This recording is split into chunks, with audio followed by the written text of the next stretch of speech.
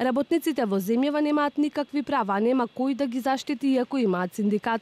Ова е ставот на дел од независните синдикални движења. Тие велат дека во јавниот сектор колку толку се почитуваат правата, но работниците од приватниот сектор немаат никакви права ниту заштита. Според Маријан Ристевски од Повелбата за солидарност, работниците во земјава земаат се помали плати, а имаат се повеќе обврски. Наместо една работат и по неколку смени, а кога треба да се пожалат нема каде да ги кажат маките, вели тој. Според синдикалните движења, законските одредби кои ги штитат работниците не се применуваат во пракса. Бараат по формирање на новата влада да следуваат и законски измени.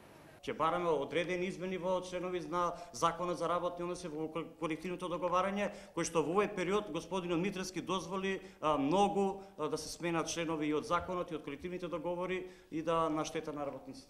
Синдикалците го обвинија Живко Митревски дека се интересира само за профит, а не и за работничките права. Според Здравко Савевски од Левица, на синдикалното движење му треба преродба. Лидерот на работниците да не биде подлизурко на власта, туку да се бори законот за работнички права да се почитува и во јавниот и во приватниот сектор. За да се почитува во практиката, мора реформа на синдикатите и мора работниците да го кренат својот глас.